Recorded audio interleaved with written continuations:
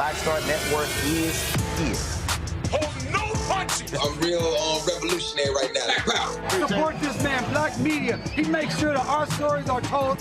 Thank you for being the voice of Black America, Roland. Stay black. I love y'all. All momentum we have now, we have to keep this going. The video looks phenomenal. See, there's a difference between Black Star Network and Black-owned media and something like CNN. You can't be Black-owned media and be scared. It's time to be smart. Bring your eyeballs home. You dig?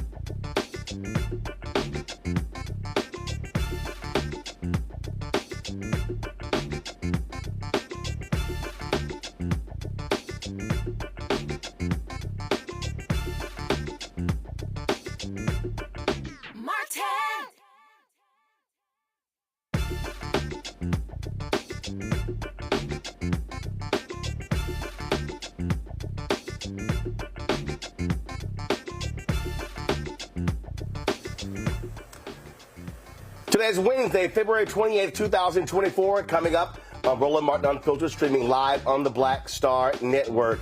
3 Mississippi HBCUs could be shut down if a newly introduced bill is enacted. We'll talk to a Mississippi State Senate Universities and Colleges Committee member about this particular Senate bill. North Carolina HBCU St. Augustine's University's accreditation has been terminated by the Southern Association of Colleges and Schools Board of Trustees. We'll tell you what that means for the North Carolina institution. The U.S. State Department has issued a warning to those wanting to travel to Jamaica. The Jamaican Ambassador to the United States, Audrey Marks, will explain why she wants the advisory to be retracted. And last night, I talked to the Dolton, Illinois Mayor Tiffany Henyard on the show about a variety of issues and complaints against her, serious allegations. One of the issues we talked about was the foundation that's named after her. She said she wasn't aware of the folks who were behind it. That's impossible, because all involved have a relationship with her. We'll break it down for you. Plus, Washington State Republicans hatched a plan to attack the Voting Rights Act by creating maps and then working with other GOP lawmakers nationwide to file a lawsuit against the work. The ProPublica reporter who uncovered this story will join us. It is time to bring the funk on Roland Martin Unfiltered on the Black Star Network. Let's go. He's got it. Whatever the miss, he's on it. Whatever it is, he's got the scoop, the fact, the find. And when it breaks, he's right on time and it's rolling. Best believe he's knowing. Putting it down from sports to news to politics. With entertainment just for kicks, he's rolling. It's on go, roll, y'all. It's Roland Martin, yeah. Rolling with Roland now. He's funk, he's fresh, he's real, the best, you know he's Roland Martin now.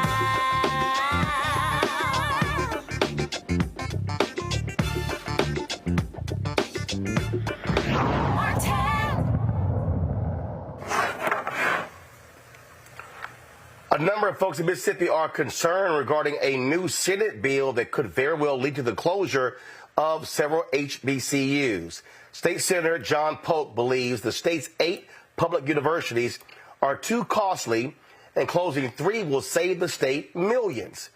He's filed a bill called SB 2726.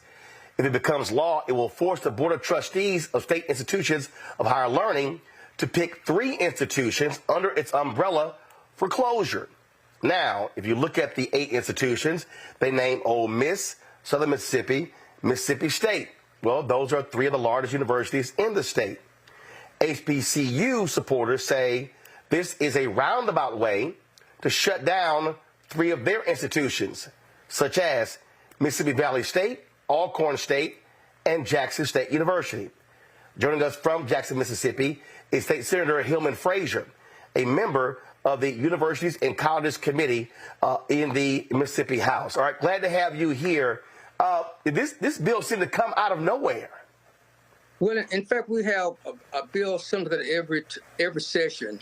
Since I've been serving, you have members introducing that bill trying to save money, but they talk about closing institutions.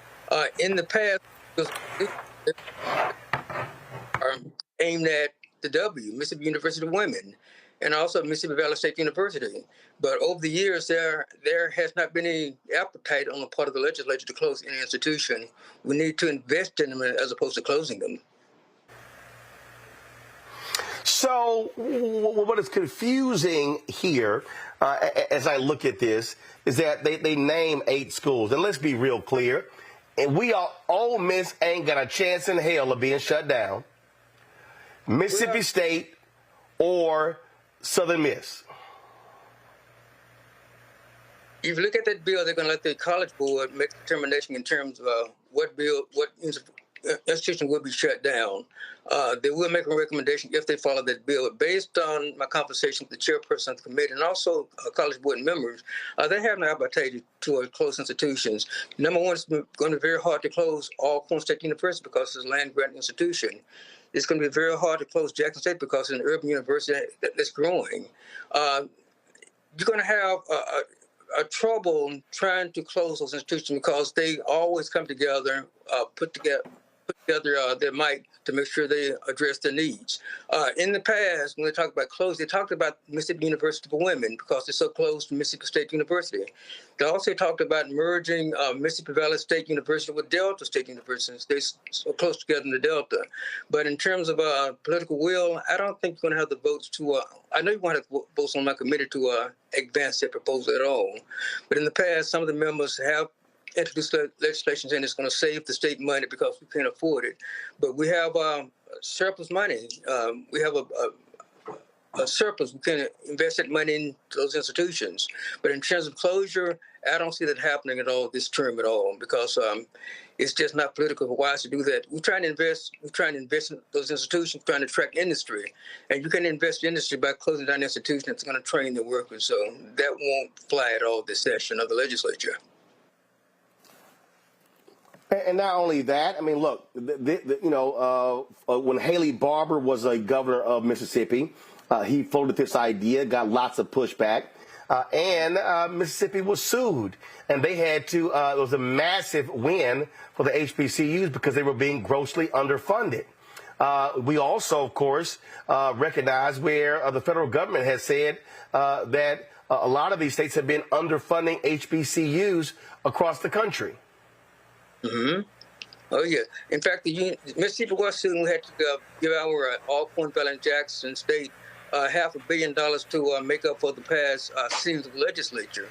And we are also trying to continue those funding. But the dent in this bill, if you look at it closely, is going to allow the College Board to make a recommendation to the legislature in terms of closure. And if they close the institution, they will allow that property to be sold to a nonprofit or state agency. But over the years, I've been hearing whisper about Ole Miss wanting to become a private institution. So this bill would give them that pathway to become a private institution, to get from under some of the restrictions of the state of Mississippi. So the real focus of this bill might be Ole Miss as opposed to Alcorn Valley and Jackson State. All right, then. Well, look, certainly keep us abreast. This certainly, shocked a lot of people, led to a lot of consternation on social media. And as I keep saying, when it comes to Republicans in Mississippi, you never know something is dead until it's really dead. You can't sleep over here because I try to be the first one and the last one to leave because anytime you're in session, they're up to something. I want to make sure that I'm on top of what's going on in this body. But in terms of this bill, I'm on top of it. I want to make sure that it don't see the light of day. I talked to the chairperson of the committee. She's against it. I talked to other members of the committee, and they're against it. And also, there's no appetite to close any institution. We're trying to go forward. We're trying to be backwards in this state. And that's what we're going to do. All right, Senator Frazier, we appreciate it. Thanks a lot. But thanks for having us. Thank you. On our panel, Rebecca Carruthers, Vice President, Fair Election Center out of D.C. Erica Savage, founder and host of the Reframed Brain podcast, also out of D.C. Glad to have both of you here. I mean, look, Rebecca, the thing that I just said there, we have to be extremely careful.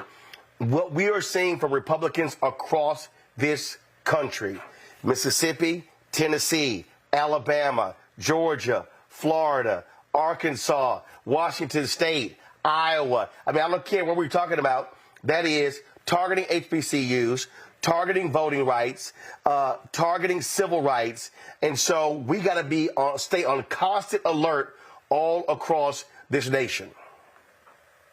You know what, Roland, you're absolutely right.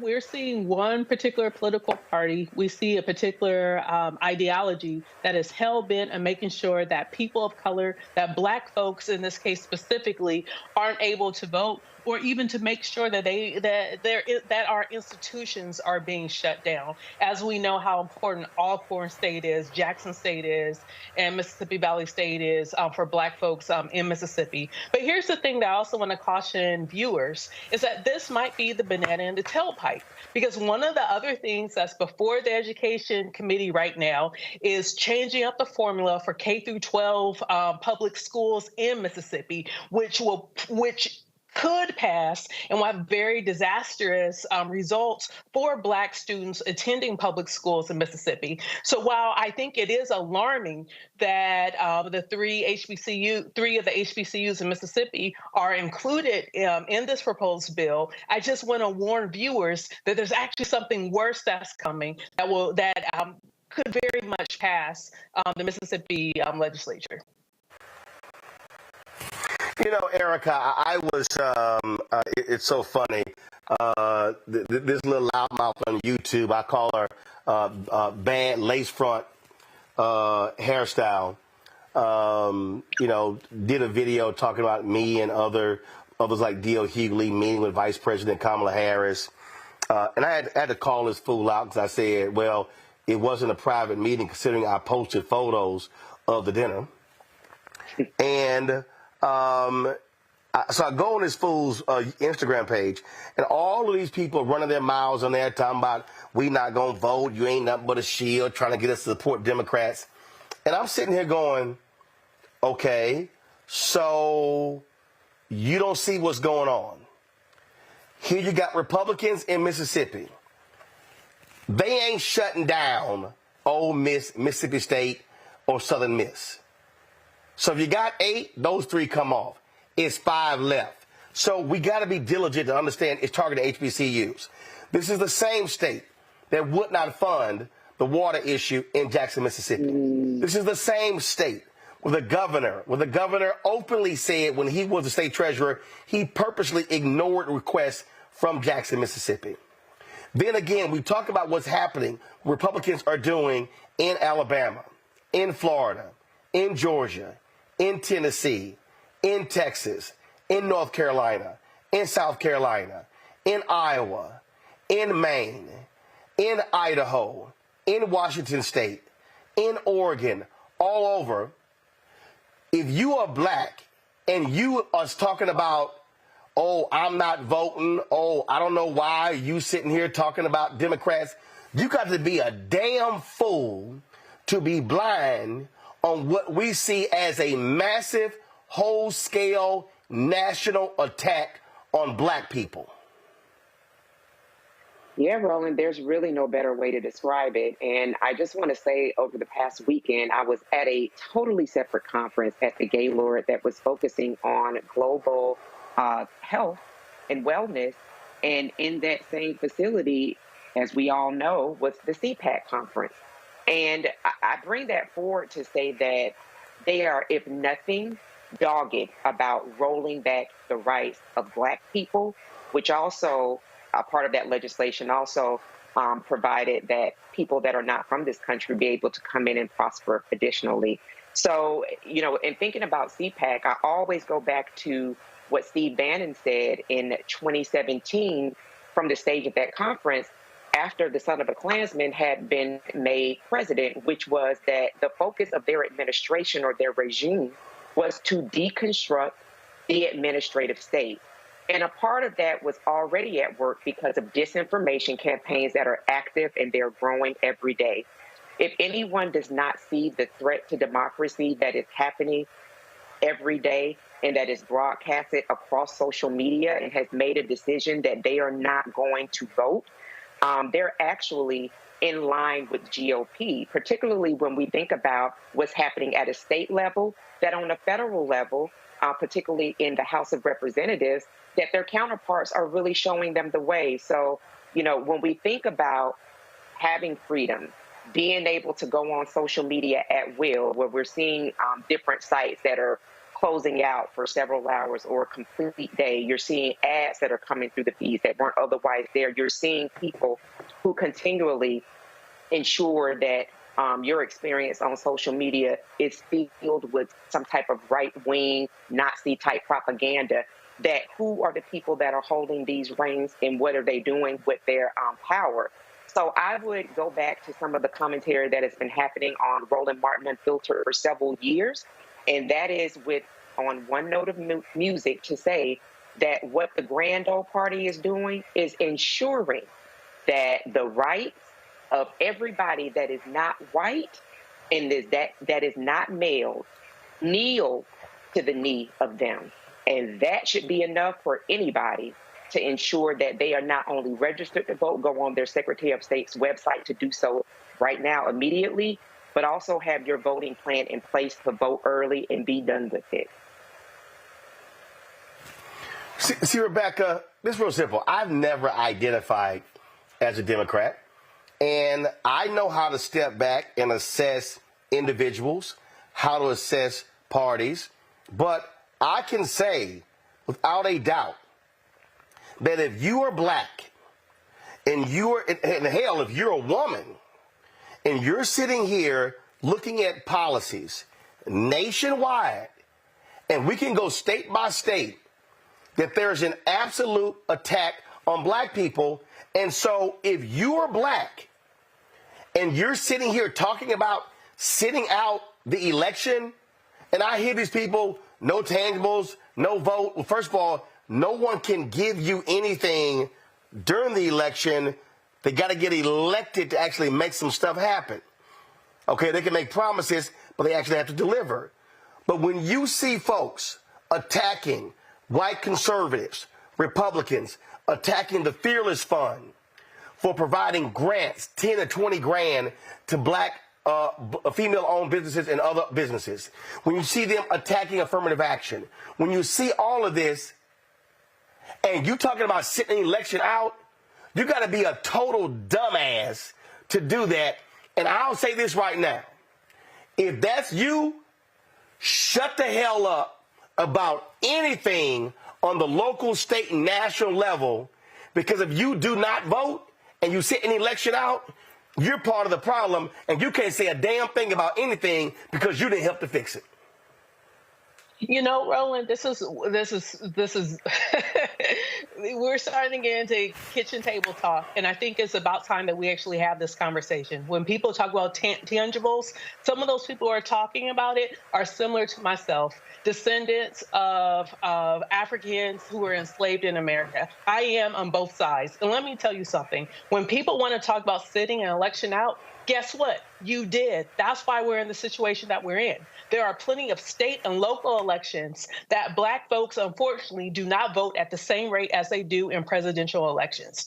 So when we're talking about what's going on in Mississippi, and later on when we talk about what's going on in Washington state, those are state and local offices that people should run for, that people should vote in those elections. Oftentimes, they're not in federal election years. They're not in 2022, 2024, 2026, 2028. Instead, they're in 2023.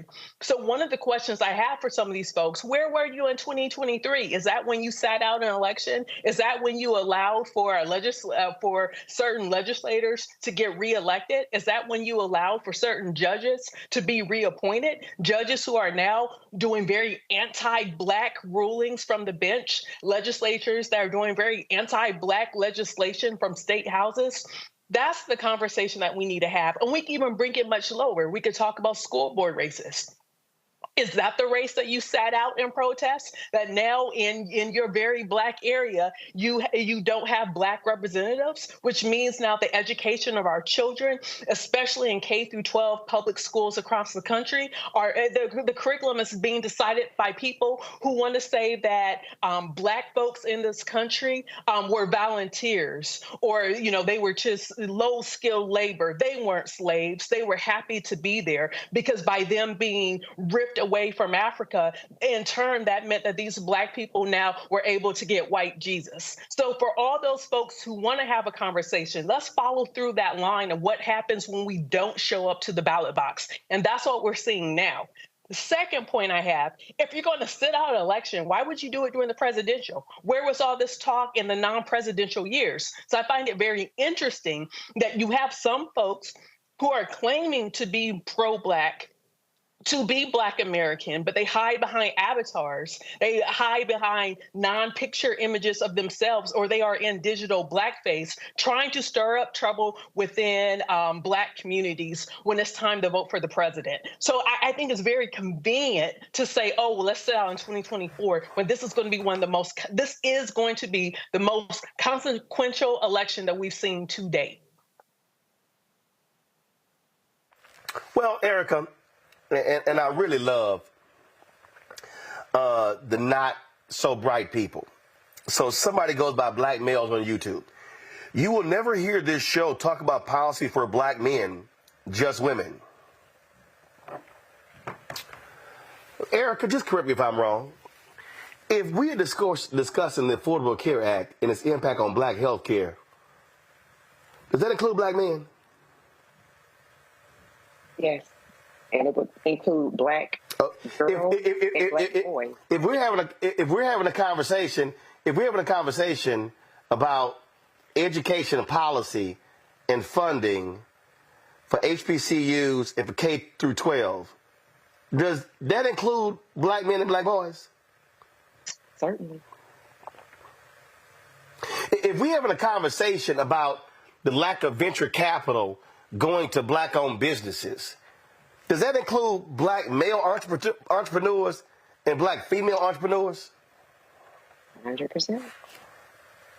Yeah. In fact, Erica, if we're having a conversation, if we're having a conversation about black maternal health care, doesn't that impact black men? Because if it's their wives, mamas, nieces, daughters, cousins having the baby, and if those black women are having black male babies, does that impact black men? 1,000%. So you see why some of these black men who love to whine and complain sound stupid when they say, well, you're not talking about stuff that we care about or impacts us. Every single thing that we talk about on this show impacts black men and black women. You got to be a really dumb black man not to understand that. Your words, not mine, Roland. But, the last point that you made around maternal health, we were making the point at the same time that these are systemic issues that impact the black community and really global health as well. And so to also, when we hear those types or read those types of comments, I'm immediately thinking about troll farms. And if that is an actual facing person, then thinking more about something that I've talked about around diet. What are you listening to? A lot of times where people are getting their information, snips of information, are from their favorite podcaster who may have been a celebrity or may have been in some type of industry that afforded them some type of celebrity. And what they're actually doing is they're pretty much being the comment head with a microphone, so to speak. And so, questioning where people actually are getting their information from, what are they reading, who are they listening to, those are the types of things that are really important, because that sounds like a point that was parroted from somebody who was misinformed. And unfortunately, we know that misinformation travels much faster, casts a much wider net than the actual truth does. What we're actually experiencing right now, a lot of people are really, really tired of hearing that this is the most consequential election. They're tired of hearing the positives that they don't believe that impact them. And I can understand that. However, in looking at all of that, then looking at the things that have been positively impacted by having a competent president, a competent vice president, and an administration that has really gone about the business of cleaning up a mess of many, many years, and then also making themselves available in terms of the policy, sharing what they're doing in the administration. And so those are things that we did not experience 4 years ago. So I think that in terms of people that completely share what is popular on social media, that really speaks to what people's diets are. And if people don't see by now that really elections are not about celebrity, elections are about protecting what you've worked for. Well, I'm going to say right now, what we're dealing with are a lot of people who spend their time listening to fools. And I'm going to say it right now.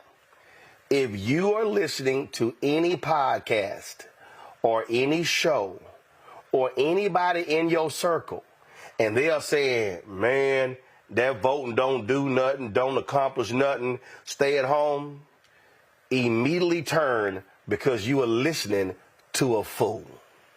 All right, y'all, when we come back, we're going to talk about a variety of issues, including we're going to stay in Mississippi, where the federal government has said that Mississippi has federal prisons, that are absolutely violating the 14th Amendment with their heinous conditions. We will unpack that when we come back on Roland Martin Unfiltered on the Black Star Network. Check this out. Joe Biden and Kamala Harris are investing a record $7 billion into HBCUs. Billions for campus improvements, grants, and debt relief. Billions more for HBCUs. Endless possibilities for us. When you talk about blackness and what happens in black culture, we're about covering these things that matter to us, speaking to our issues and concerns. This is a genuine people-powered movement. There's a lot of stuff that we're not getting. You get it, and you spread the word. We wish to plead our own cause. Too long have others spoken for us. We cannot tell our own story if we can't pay for it. This is about covering us. Invest in black-owned media. Your dollars matter. We don't have to keep asking them to cover our stuff. So please support us in what we do, folks. We want to hit 2,000 people, $50 this month, raise $100,000. We're behind 100,000, so we want to hit that. Y'all money makes this possible. Checks and money orders go to P.O. Box 57196, Washington, D.C. 20037-0196. The Cash App is $RM Unfiltered. PayPal is R Martin Unfiltered. Venmo is RM Unfiltered. Zelle is Roland at RolandSMartin.com.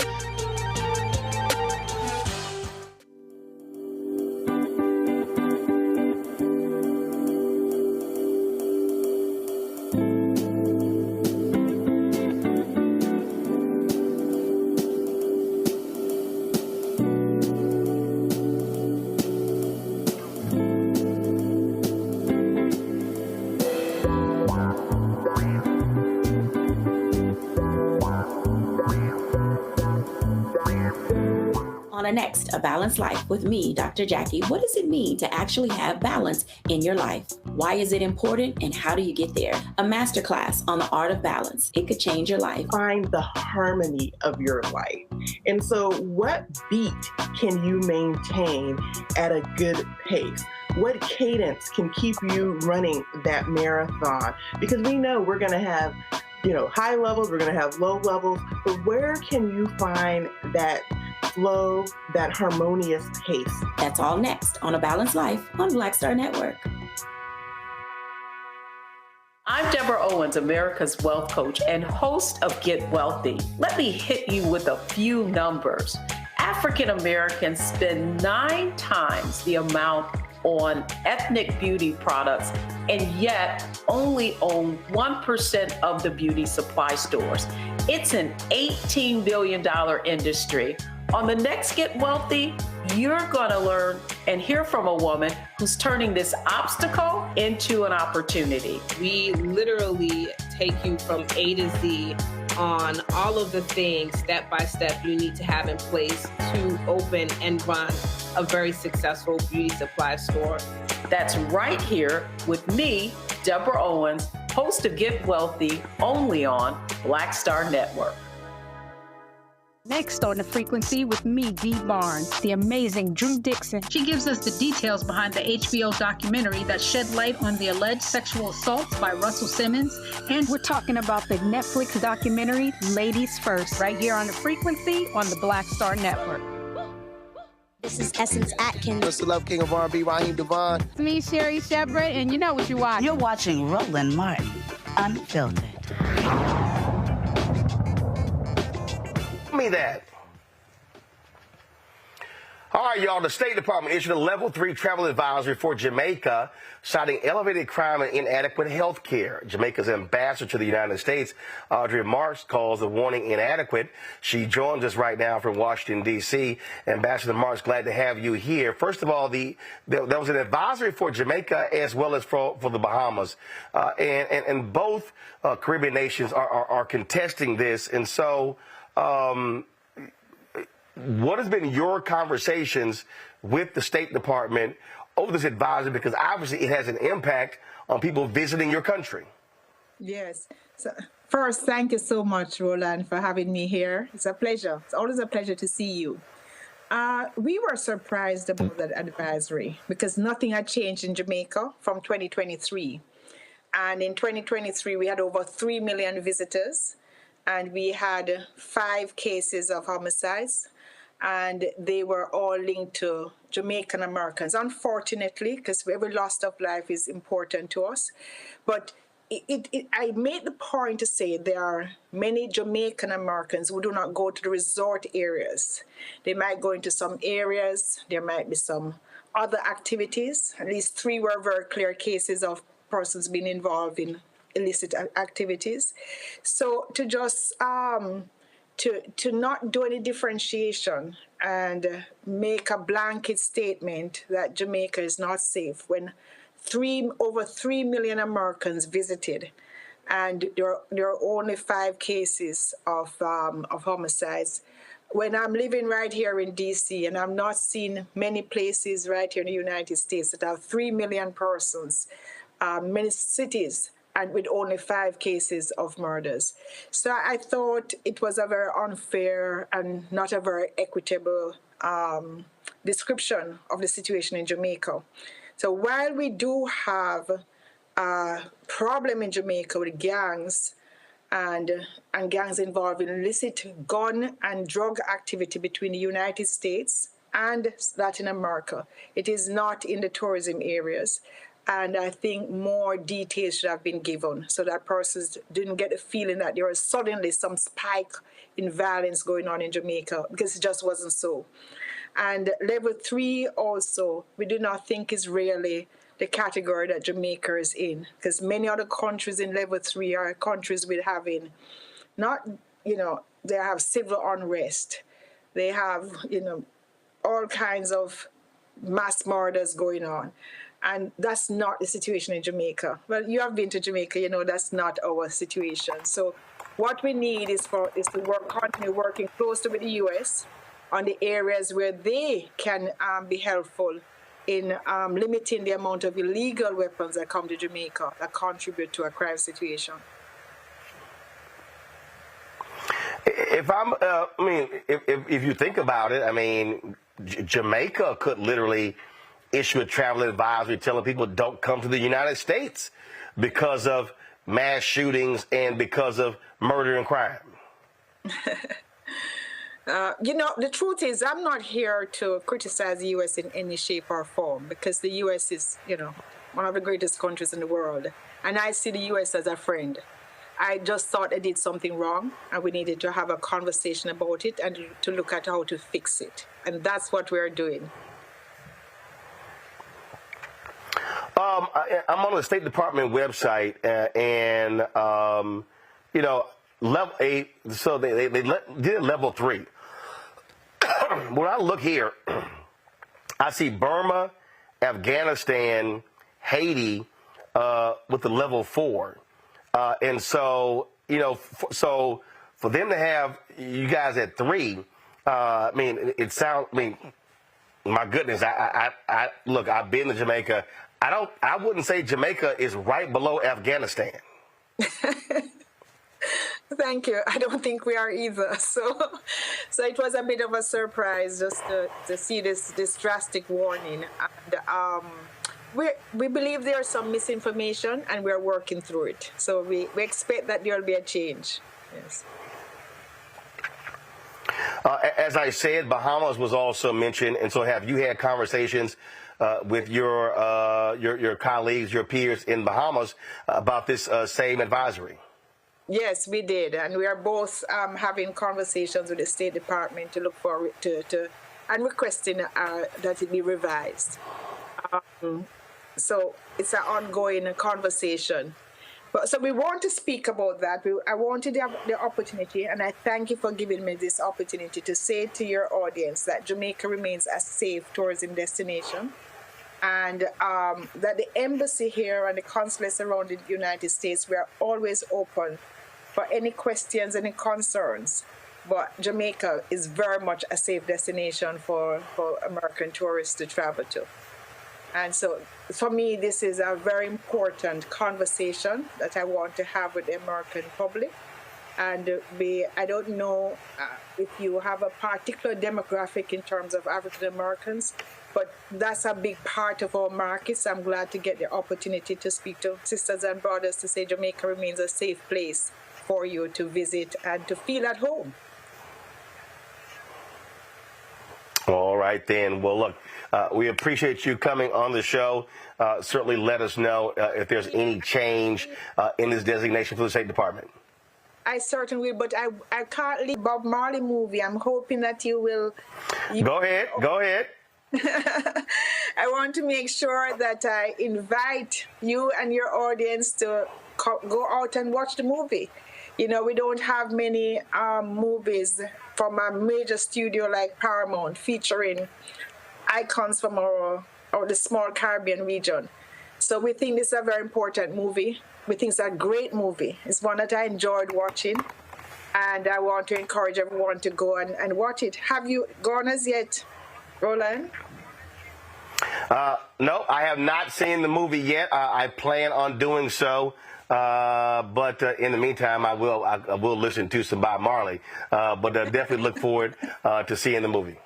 Yes. So far, the audience has been really positive in their response. I think it's over 120 million at the box office now, which is really a good 2 weeks. I will want that to continue. I want your audience to go out and watch the movie. They will hear many of their favorite Bob Marley songs, and the acting is just great. So, thank you for this opportunity, and I hope you'll go and enjoy it and speak more about it when you get back on your show. All right, then. Absolutely. And so glad to have you on the show, Ambassador Marks. And again, I was just in Jamaica for 2 weeks for Christmas and New Year's. And so I had a good time. The only complaint I had was the White Witch Golf Course. I need them to get their greens back. That's the only complaint I had.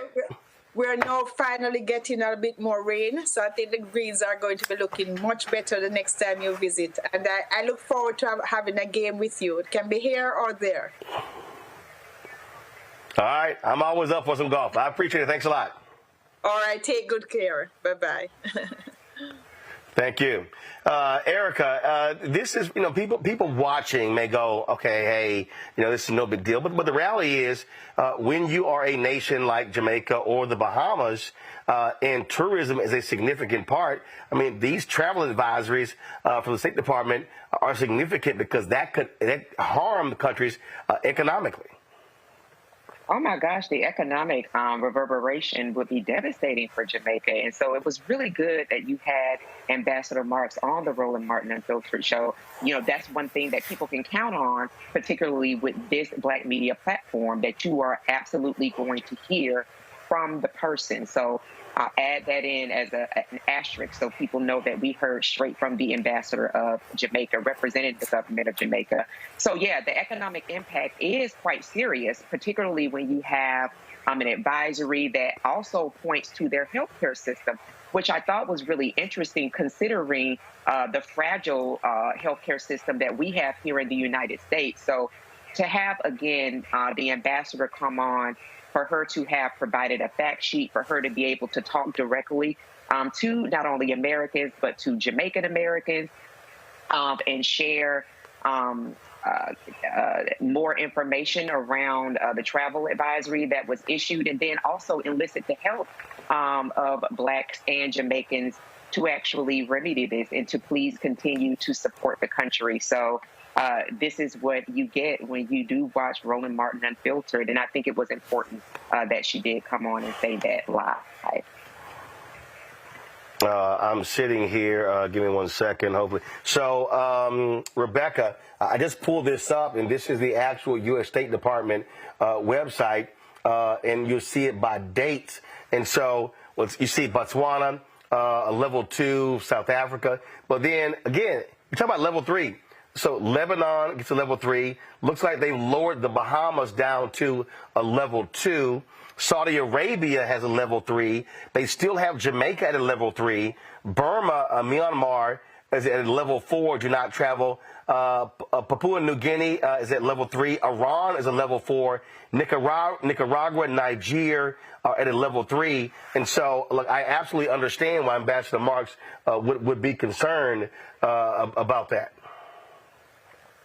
You know, Roland, oftentimes U.S. policy has a lot of subterfuge. And what I'm trying to figure out, if this is really about the quote unquote increase in crime claims that none of us here really think is so in Jamaica, or is this because last year an American diplomat, who was being sent over to Jamaica, their same-sex spouse wasn't afforded diplomatic immunity that normally the wife or husband of a heterosexual diplomat would be afforded. So I wonder if this is in retaliation for what happened last year, or if the United States is really trying to say that there was an uptick in crime in Jamaica. But level 3 seems very, very high, and it doesn't make sense. So I'm trying to figure out, what exactly is going on. Is it really about what the U.S. said, or is there something below the surface that's going on? Yeah, because like I'm sitting here and I'm looking at, come on guys, go back. So St. James Parish, Montego Bay, they're saying do not travel. I'm not quite understanding this, and so they are, again, like I say, I was there for 2 weeks, and we look at this travel advisory here. They lay out country summary: violent crimes such as home invasions, armed robbery, sexual assaults, and homicides are common. Sexual assaults occur frequently, including at all-inclusive resorts. I mean, I'll be honest with you, that also sounds to me like the United States. Absolutely. Just saying. All right. Go ahead, Erica. Say it again. Now, and to add in the healthcare perspective, it definitely sounds a lot like the United States, to your point, Roland. All right. Going to a break. We come back. Say it again.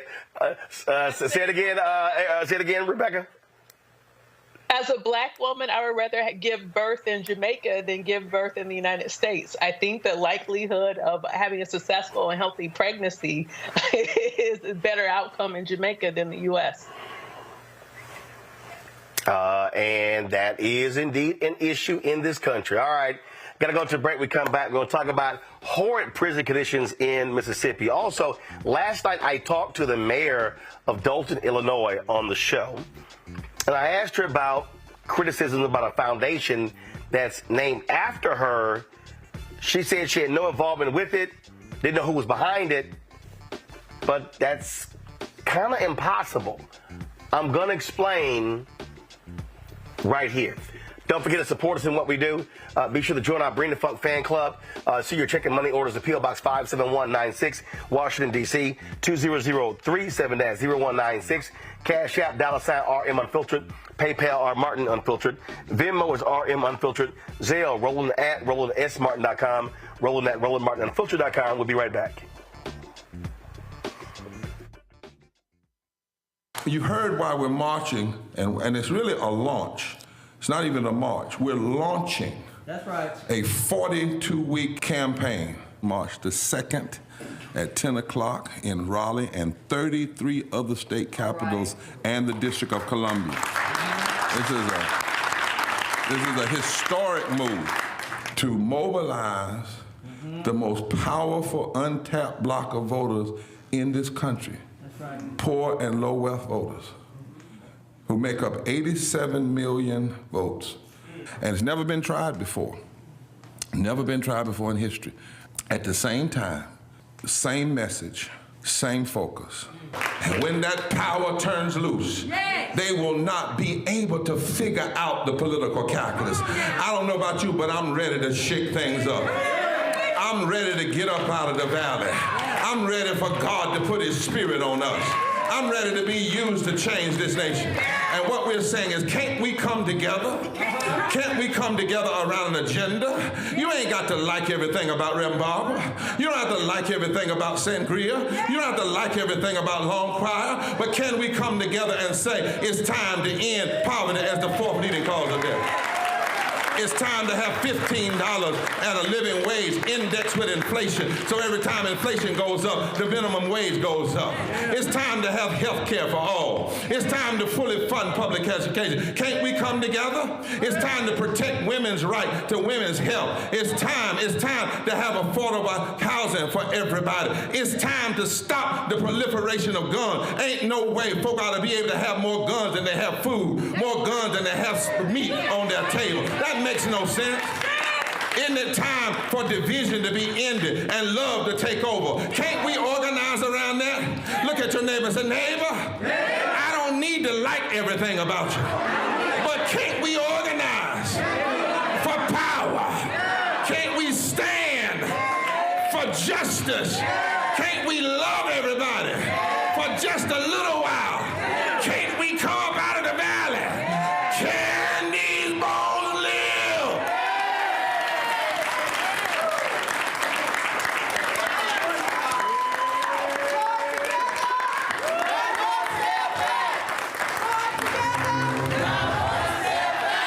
Farquhar, executive producer, Proud Family. You're watching Roland Martin Unfiltered.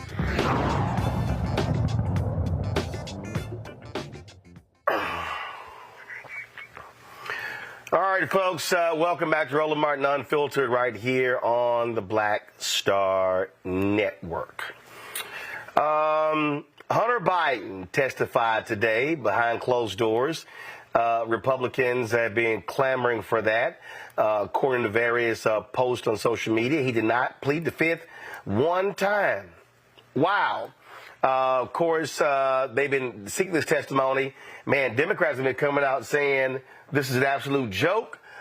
He gave them no information, saying that President Biden had benefited from any of his business dealings. I mean, at the end of the day, what we have here, Rebecca, are a bunch of Republicans who are pissed off that their patron saint, Donald Trump, is a thug, corrupt, and then there was a vote to impeach twice. And what they're trying to do is do anything to harm President Biden.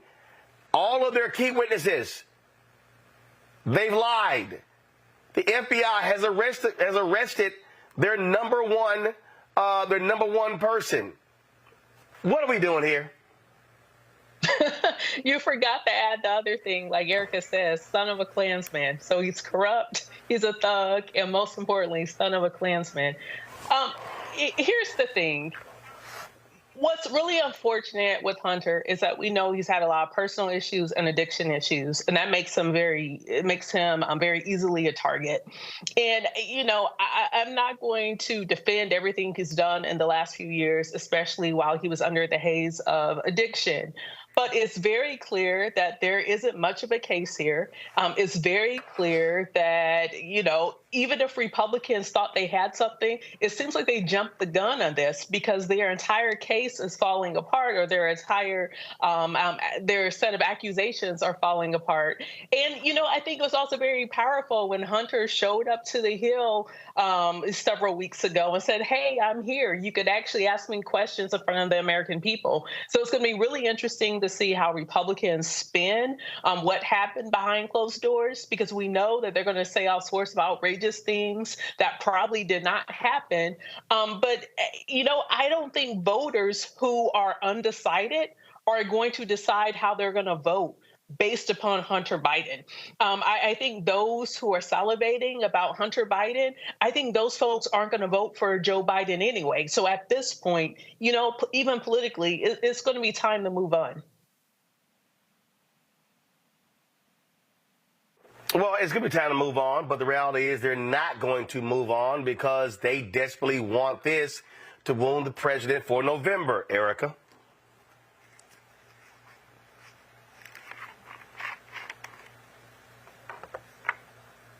Erica, you on mute?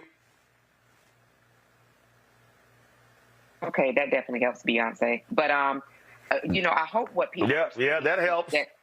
I hope what people are seeing, to use a Republican term, is that this is a nothing burger, and that Republicans are lazy, and that they are welfare kings and queens. There is so much work to be done in the year 2024 for this country, preventing government shutdowns, paying bills. There's a lot of work to be doing, policy. There are things to be doing, but this is what Republicans want to tie their time up with, much in the same way that their Lord and Savior, Donald Trump, the son of a Klansman, does. So I think that people noticing patterns would see that the pattern is that Republicans do whatever and whoever needs to be done to please their master. They're not about what they were actually elected and hired to do, north of $175,000 a year. They're there with the policy, legislation, and ideology of one person in mind. So I think,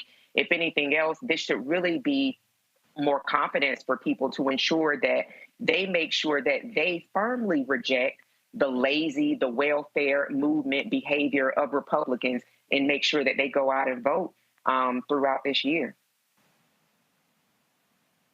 Well, what we also have is the U.S. Supreme Court bailing Donald Trump out after a Court of Appeals 3-0 vote said, no, dude, you ain't got immunity.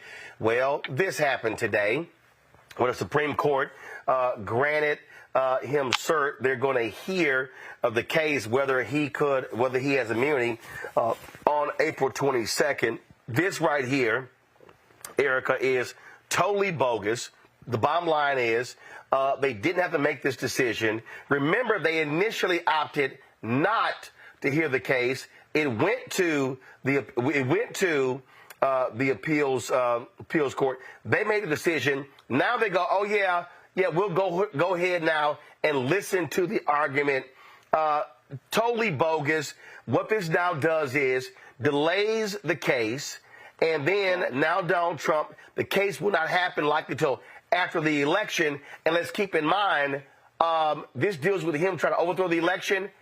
Clarence Thomas has not recused himself, and so he doesn't have the guts to do what Ketanji Brown Jackson did, recusing herself. And so this is a win for Trump, and his Supreme Court is giving it to him by taking oral arguments on this case for April 22nd. And why the hell do you need 2 damn months to prepare arguments on this whole deal? They argued before the circuit court. This is all about delay, which was Donald Trump's goal.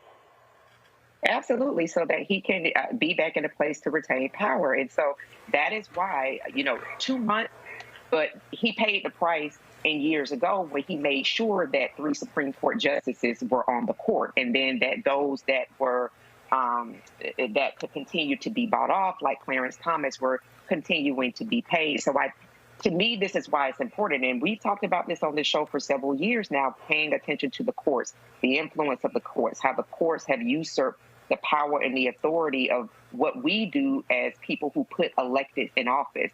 And so all of these things tie together. And so, one would have to kind of keep a memory of these things, but I liken it to anybody that pays attention to sports. People can call out what a running back did 12 years ago on you name what team. We need to have that same type of mental acuity, that same type of standard when it comes to our electeds, because much like athletes, what electeds build on is what was there before. It's precept upon precept. So as much as people would like to tap out, to believe into, or to make comments around the lesser of two evils, it's the same thing, they're going to do what they want. Well, people only do what they want when they're actually given the latitude to do that. But we actually have the power to ensure that there is an account, that people will have to pay attention to for making decisions like this. So, again, this goes back to our own political activity and how we're involved. I mean, look, what we're facing here, Rebecca, is clear. And that is a court that is trying to help Donald Trump. Let's keep in mind The Supreme Court heard and ruled in 3 days Bush v. Gore. They don't need 2 damn months. Roland, this is like Avengers Endgame. For those of you all who are Marvel Cinematic Universe fans like I am. Look, Trump was corrupt, is corrupt, and in the future will continue to be corrupt. So he is literally and systematically, it's almost like he and his team have corrupted parts of our government. As much as he talked about, oh, the government is corrupt, there is the deep state. Well, Trump is the deep state. He put corruption, injected corruption into our system and has exploited our system. One thing that I would say many years from now, what will have come out of this if we survive, if Trump gets reelected, if we survive as a country, as a democracy, one thing that we will see is that there's going to be a call for judicial reform, especially with the Supreme Court. You know, I think there has to be real conversation with what does it look like to have appointments to the highest bench in this land. Should it be term limited or can it be a lifetime appointment? Are there actually strong and real measures to actually remove someone from the court when there is the appearance of corruption? We can't just do, oh, well, we have to, it can't just be, well, these people on the Supreme Court deselect themselves if they think there is an appearance, but there has to be some check and balance. You know, I'm trying to figure out what is it that the executive can do? What is it that the legislative branch could do? Because it's clear that Trump is viewing the Supreme Court as an ace in his hole, in the hole, considering that he appointed multiple people on the court who he knew would have his back when ultimately these set of cases will move up to the Supreme Court. Like the Supreme Court can't justify why they're giving this 2 months. The Supreme Court already knows which way it's going to vote. So if they're going to vote that way, if they're going to decide that way, then they need to go ahead and do it now so we can all prepare for the aftermath of it. Well, and guess what? Again, history is history. The Supreme Court expedited the case of Richard Nixon. They expedited Bush v. Gore. This is all about delay. So this court has no credibility whatsoever. And I'm telling you, Clarence Thomas is not going to recuse himself, and his wife is one of the people who was trying to overthrow this government and overthrow this election. That man has no business hearing this case. None whatsoever. All right, gotta go to a break. We come back. Last night, I talked to the mayor of Dolton, Illinois, about a variety of allegations against her. Asked her a series of questions to get her on the record. One thing we talked about was this charity that's named after her. She says, hey, I'm not involved in nothing about it. Who's behind it? Don't know. That's not true. I'll explain next on Roland Martin Unfiltered on the Black Star Network. Check this out. Joe Biden and Kamala Harris are investing a record $7 billion into HBCUs. Billions for campus improvements, grants, and debt relief. Billions more for HBCUs. Endless possibilities for us. Grow your business or career with Grow with Google's wide range of online courses, digital training, and tools. Gain in-demand job skills with flexible online training programs designed to put you on the fast track to jobs in high-growth fields. No experience is necessary. Learn at your own pace. Complete the online certificate program on your own terms. Stand out to employers, get on a path to in-demand jobs, and connect with top employers who are currently hiring. Take one professional career certificate program or all 6. Earn a Google Career Certificate to prepare for a job in a high-growth field like data analytics, project management, UX design, cybersecurity, and more. All professional career certificate programs must be completed by December 31st, 2024. Scan the QR code to complete the application. There are 1,000 scholarships available. Grow with Google and J. Hood and Associates. Be job ready and qualify for in-demand jobs. I am Tommy Davidson. I play Oscar on Proud Family, Louder and Prouder. Right now, I'm rolling with Roland Martin, unfiltered, uncut, unplugged, and undamn believable. You hear me?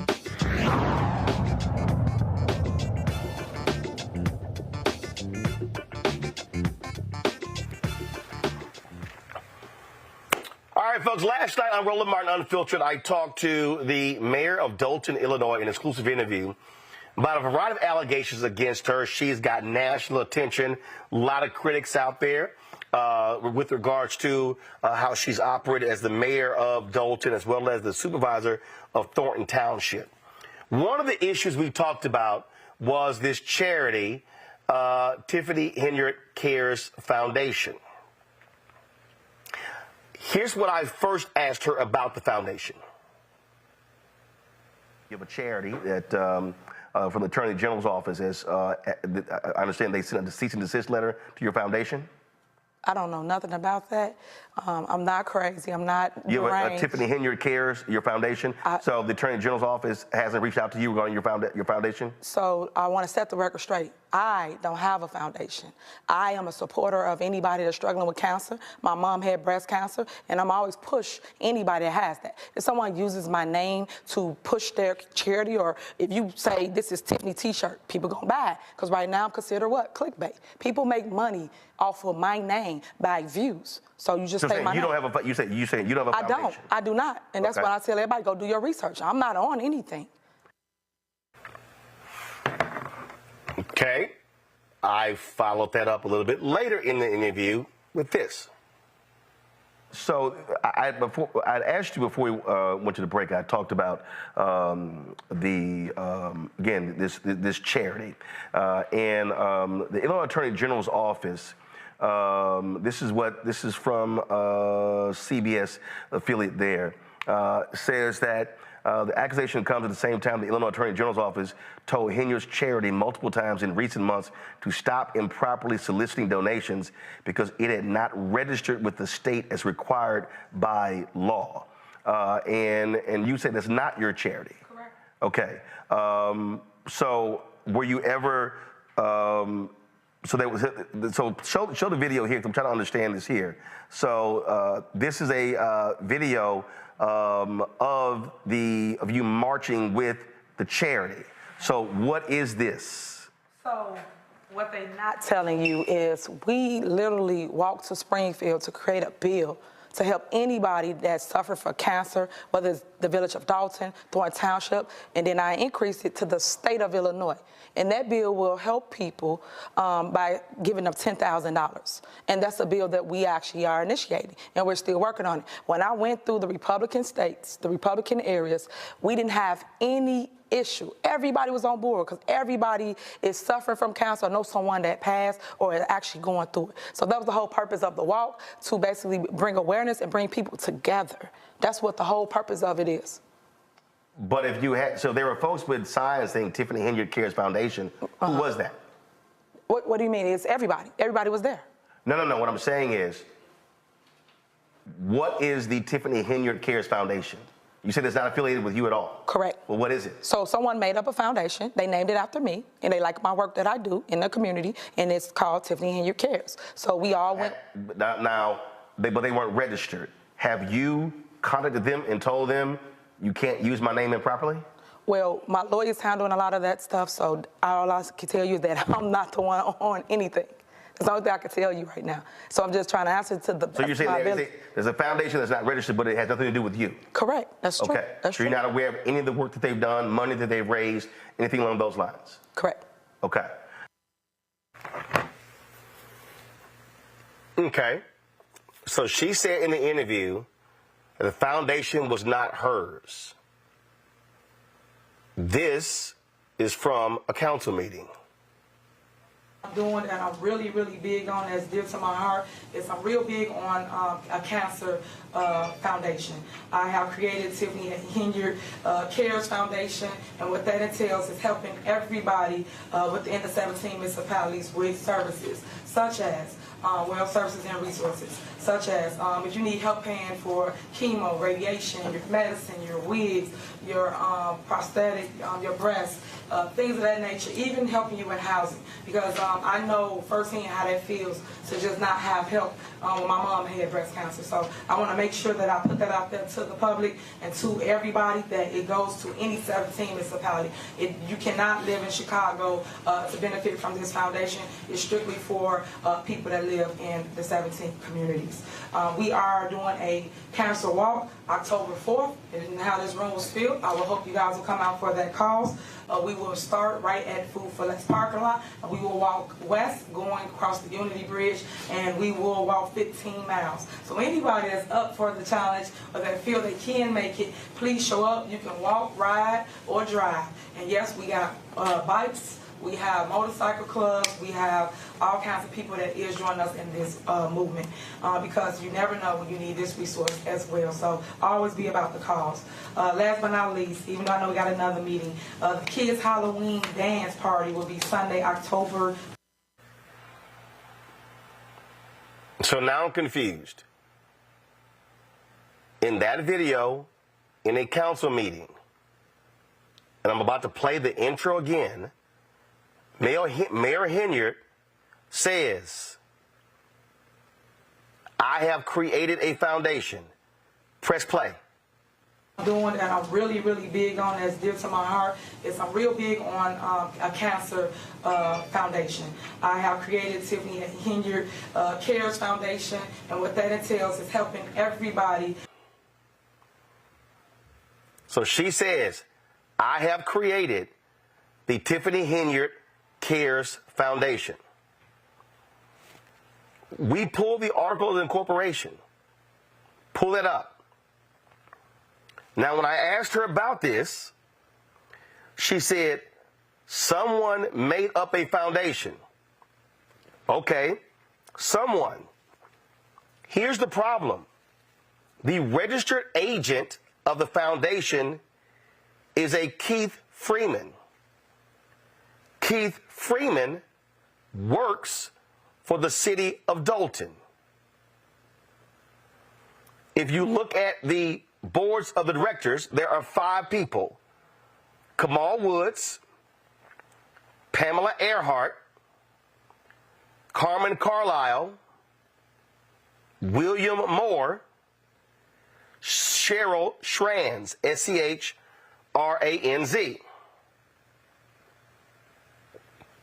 Earlier today, I sent emails to Carmen Carlisle, who is listed as an assistant to Mayor Henyard for the city of Dolton. I sent an email to William Moore, who's listed as head of housing for the city of Dolton. So now I'm confused. Then I pull additional information. Cheryl Schranz apparently is a vendor of the city of Dolton, and she has the tow yard contract for the city of Dolton. Again, this is where I'm confused. So,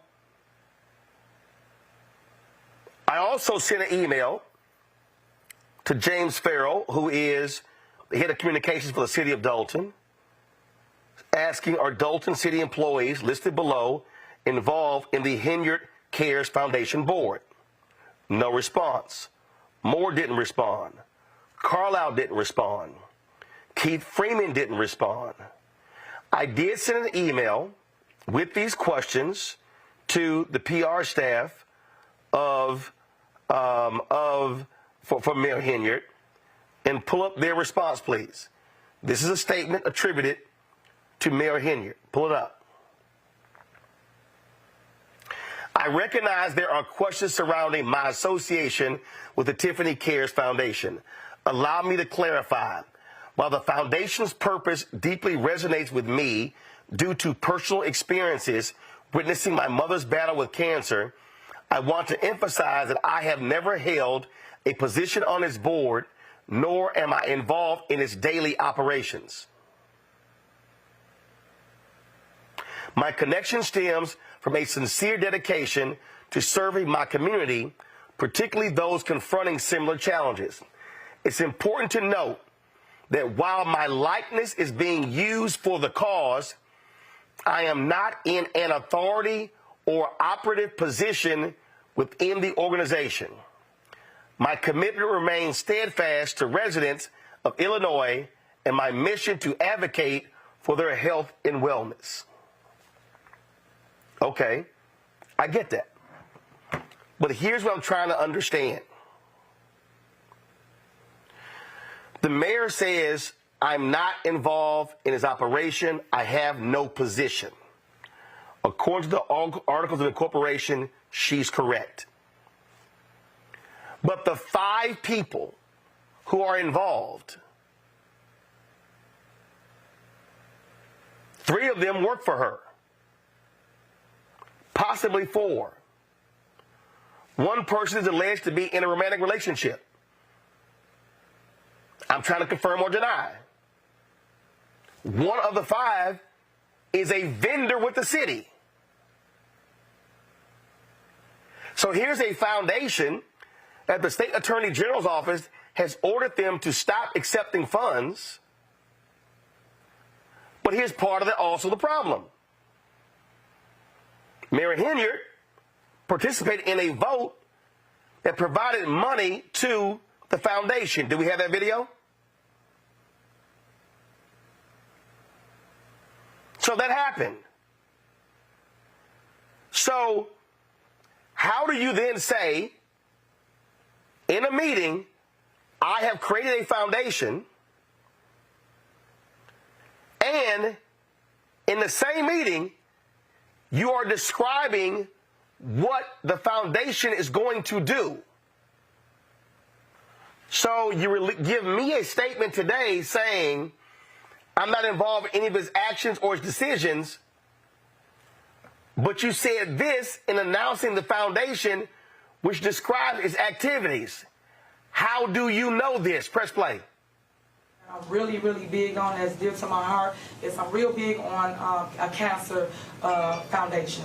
I have created Tiffany Henyard Cares Foundation, and what that entails is helping everybody within the 17 municipalities with services, such as well services and resources, such as if you need help paying for chemo, radiation, your medicine, your wigs, your prosthetic, your breasts, things of that nature, even helping you in housing. Because I know firsthand how that feels to just not have help when my mom had breast cancer. So I want to make sure that I put that out there to the public and to everybody, that it goes to any 17 municipality.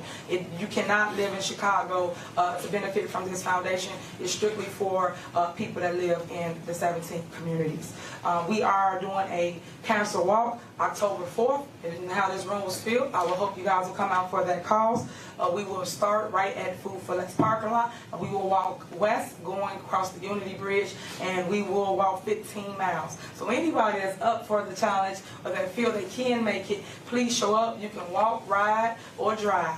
And yes, we got bikes, we have motorcycle clubs, we have all kinds of people that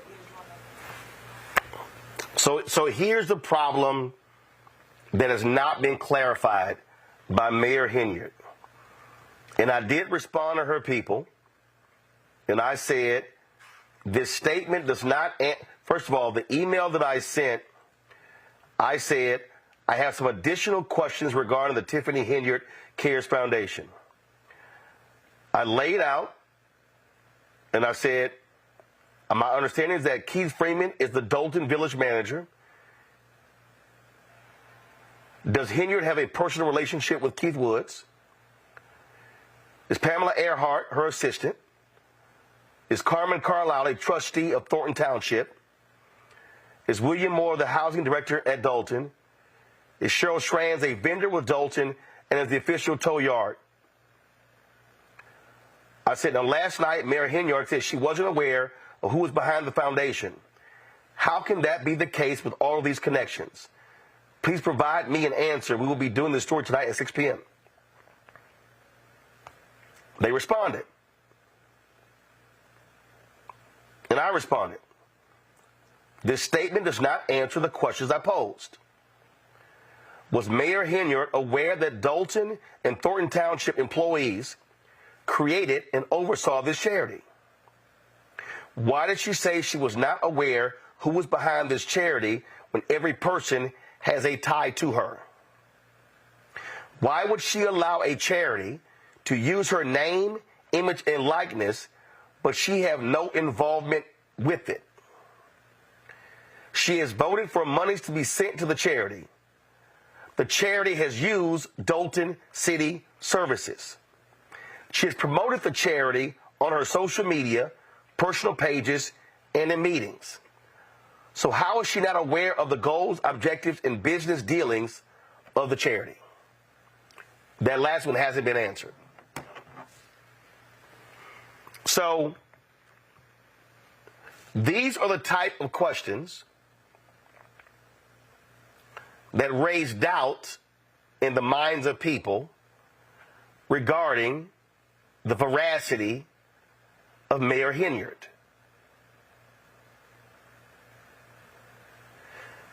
It also raises some fundamental conflicts of interest. If you are the mayor of Dolton and the village manager is a subordinate of yours, how is he the agent of a nonprofit that bears your name?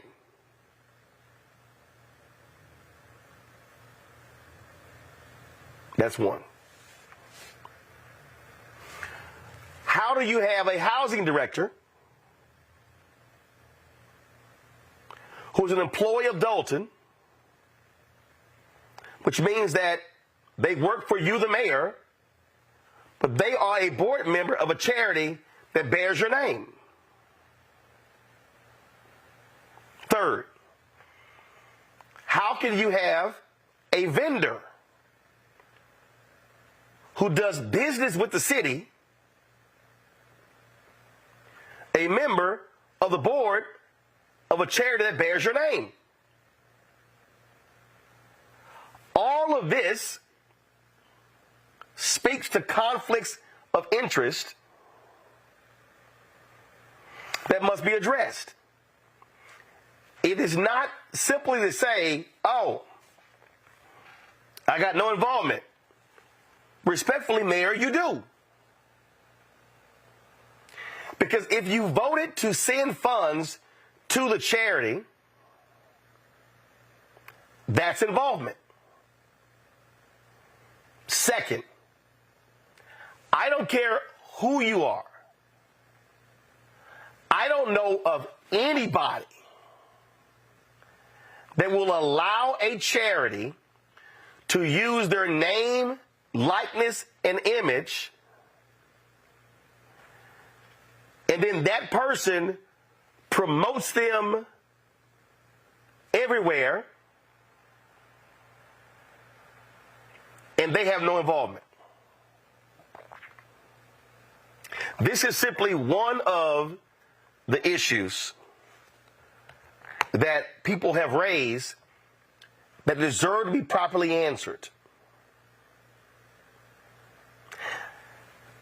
What I need people to understand is that I love all the people out there who ain't never reported on nothing. Oh, man, you should have did it this way. First, you have to ask a series of questions to get answers. And now you come back with, okay, there are contradictions in the answer. I need Mayor Henyard and her team to come back and answer all of these questions.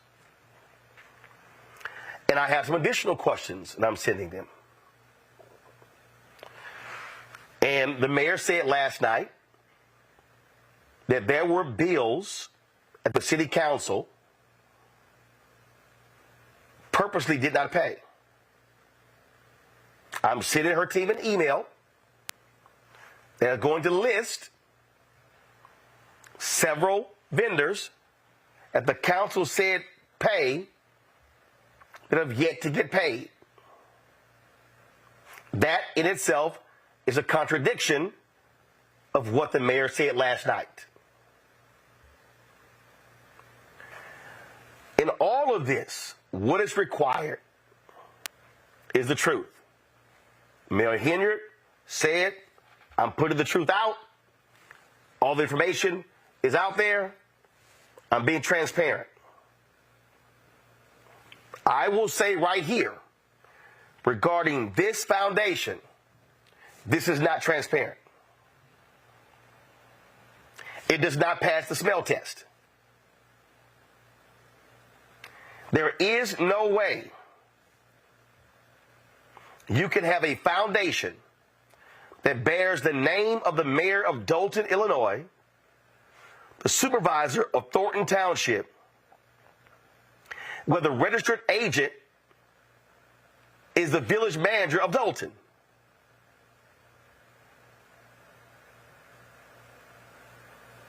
You cannot have individuals associated with this foundation who literally are working for the city that you are over. And so I will give Mayor Henyard and her team additional time to answer these questions. But I have a lot more questions. So a number of things that was said last night in the interview, I'm going to need answers to, because based upon additional research, there are a variety of contradictions in what we were told last night on this show and what we know today. I'll let y'all know when we have more information. I'll be right back on Roland Martin Unfiltered on the Black Star Network. You heard why we're marching, and it's really a launch. It's not even a march. We're launching. That's right. A 42-week campaign. March the 2nd at 10 o'clock in Raleigh and 33 other state capitals and the District of Columbia. This is a historic move to mobilize the most powerful untapped block of voters in this country. Poor and low wealth voters who make up 87 million votes. And it's never been tried before. Never been tried before in history. At the same time, the same message, same focus. And when that power turns loose, they will not be able to figure out the political calculus. I don't know about you, but I'm ready to shake things up. I'm ready to get up out of the valley. I'm ready for God to put his spirit on us. I'm ready to be used to change this nation.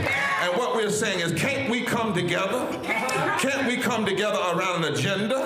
You ain't got to like everything about Reverend Barber. You don't have to like everything about Sangria. You don't have to like everything about Long Choir. But can we come together and say, it's time to end poverty as the fourth leading cause of death? It's time to have $15 and a living wage indexed with inflation. So every time inflation goes up, the minimum wage goes up. It's time to have health care for all. It's time to fully fund public education. Can't we come together? It's time to protect women's right to women's health. It's time to have affordable housing for everybody. It's time to stop the proliferation of guns. Ain't no way folk ought to be able to have more guns than they have food, more guns than they have meat on their table. That makes no sense. Isn't it time for division to be ended and love to take over? Can't we organize around that? Look at your neighbor and say, neighbor, I don't need to like everything about you, but can't we organize for power? Can't we stand for justice? Can't we love everybody for just a little while? Can't we come up out of the valley? Can these bones live?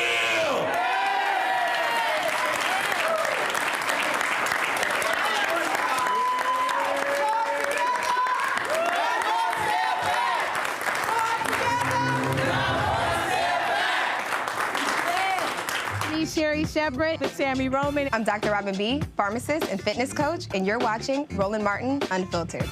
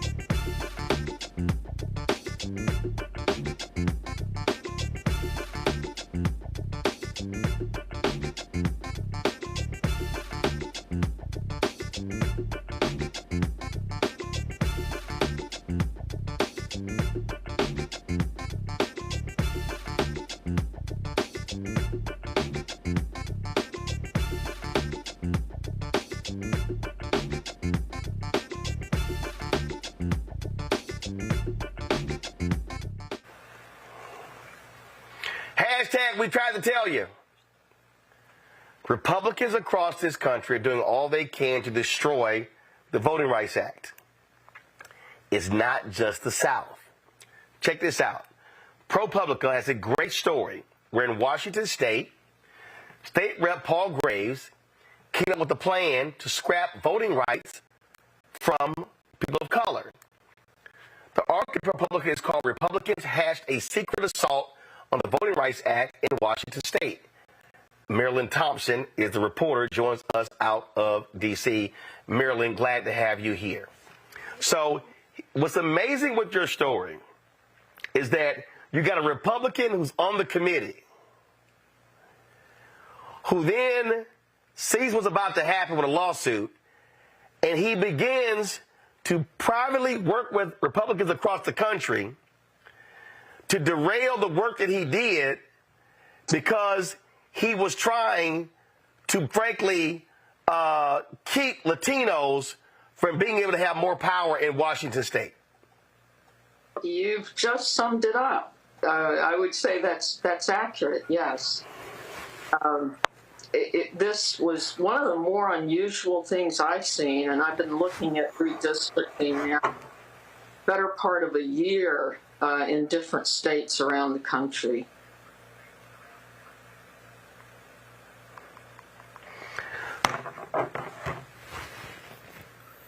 Did we lose Marilyn? Is she still there?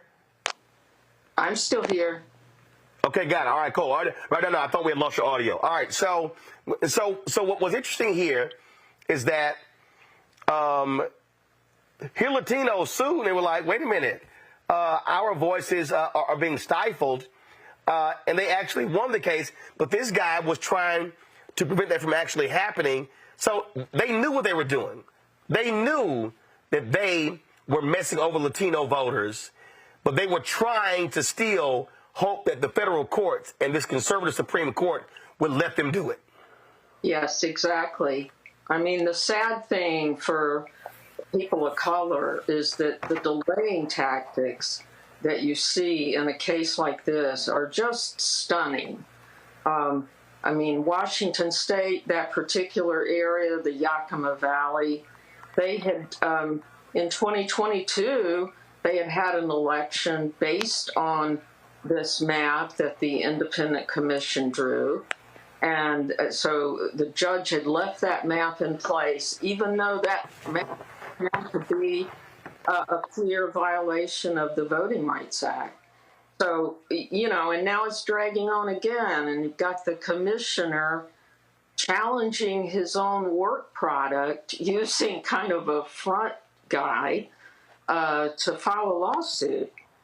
So it's pretty stunning stuff. Now they were suing on behalf of Section 2.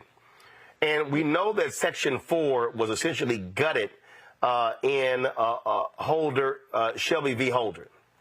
Yeah. But Republicans have been trying to attack Section 2.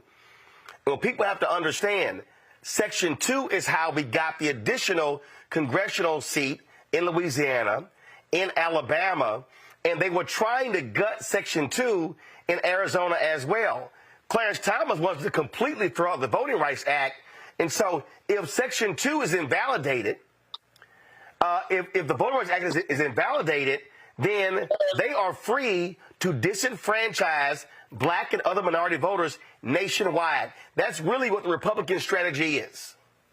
Yeah, the Section 2 is the last remaining leg of that Voting Rights Act that protects minorities against, you know, gross violation of because they can't challenge on pretty much any other basis anymore. It's okay to do partisan gerrymandering, according to our Supreme Court. You know, if you could prove racial gerrymandering under the 14th Amendment, fine. But that's a hard case to prove. So Section 2 is like a protection that people of color have been using since 2013 to really get their rights. And shockingly, this Supreme Court has allowed Section 2 to stay in place. And again, these Republicans were shocked when they did not throw out the lower court decision in Alabama and Louisiana. They tried everything, and they swore they had the votes to basically render Section 2 invalid. Yeah, that's exactly right. The word on the street after the Alabama decision, which upheld Section 2, the word on the street was, well, we're just going to keep trying. We're going to get this thing overturned. So we're going to try to bring a lot of other cases before the Supreme Court, because there had been signals that they could win enough support to get rid of Section 2. So you've seen this flood of cases challenging Section 2, this one in Washington State being one of them. It's really been a flood. And what was happening in Washington State, in that area, they saw an increase in Latinos coming in there, and Republicans were scared to death that they're going to be voting Democrat. So they said, hey, what we'll just simply do is just lessen their power. Yeah, it had been a solidly Republican area dominated by white Republicans for years. And the Latino population had surged over the past decade more than anybody really thought it could. And under the VRA, they were definitely entitled to more representation. So that's the background on that particular area, which is, it's a wonderful area, farming, agriculture, lots of migrant workers, but they haven't been represented well in years and decades. Well, what's also hilarious about your story is that Republicans went out and recruited a Latino Republican to sue on behalf of this. And I love this part of your story where it says Garcia's testimony was also damaging. He said in his deposition that he knew little about the case brought by Latino voters until he talked with Graves, and that he rarely spoke with his own lawyers. Asked who was paying his legal fees, he could only say, I don't know. The bottom line is he was a front. That's what he was. Yeah, well, that's a summary of what was going down here. I mean, he didn't know anything about this case, and his deposition was so damaging that the Republicans tried to get the whole deposition reversed. I mean, they went in with motions to change his answers, like where he had said yes, they wanted it to be revised so that he was saying no. It was quite comical. Well, it's a great story, great work by Marilyn, you and the team of ProPublica. We appreciate the work that y'all do. Thanks a lot. Thank you. All right. Rebecca, this right here, again, that we need to understand. They went out, these Republicans went out and said, we need to find somebody who's Latino. Same thing they do with Asians and black people. And this fool torpedoed the whole case. The story is hilarious. As Marilyn said, they sat here and they tried to, the story says Garcia's deposition harmed the suit so much that his lawyers later tried to have much of it corrected to reverse many of his assertions, including his testimony that his lawyers rarely talked with him. The judge would not allow the corrections. They will do whatever, including cheating, to win. This story is so comical, but it's also dangerous too. So once again, even to our earlier conversation, when different folks, not just in the comments, but we've heard pushback from people saying, well, why should I vote? I'm going to sit out because I want to sit out and protest and show people I'm not voting. But what people really have to understand is you literally have people all across this country, some in elected positions, some in law firms, some in the halls of the Supreme Court, who are working in overtime to make sure that Black folks aren't able to vote, to make sure that Black folks don't have equal representation or are able to elect the candidate of their choice, and to make sure that Latino voters as well are denied those things. And so I know sometimes people get sick and tired of us saying, hey, this is the most important election in your lifetime, but maybe we could rephrase it and say this: every single election is important. There's a reason why there are people out there who are literally at this moment trying to take away your right to vote. So while it's comical, it is also sad, because they are going to continue to do this until they have enough stuff out there for the Supreme Court to say, all right, here it is. This is the set of cases we can consolidate and finally kill the rest of the Voting Rights Act. And Erica, here's the deal. The article lays this out.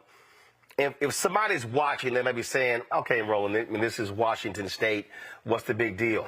But here's what they don't understand. That there's a name called Torchinsky. His firm is Holtzman Vogel. The article says this here, that they have represented Republican congressional and Senate fundraising committees, Republican National Committee, and a long list of GOP candidates and PACs. He was involved in the battle in Texas regarding Section 2. He was involved in the Florida case regarding, again, creating alternate maps that Ron DeSantis used, and a judge overruled them. Now it's going to go to the Florida Supreme Court. This main man was involved in the case in Arkansas, where a federal panel ruled that private parties lack standing to bring Section 2 lawsuits because the law gives enforcement power only to the U.S. Attorney General. This same man, Torchinsky, filed a brief on behalf of Senator Tom Cotton of Arkansas, arguing that the court should not allow private parties to bring lawsuits. To everybody who's watching, if this ruling goes to the Supreme Court and stands, that means that no outside group, not NAACP, LDF, not Lawyers Committee for Civil Rights Under Law, not any legal group or any Black Voters Matter, any group could file lawsuits challenging these seats. Only the government. So guess what, Erica? If Republicans win the White House, they're in charge of DOJ.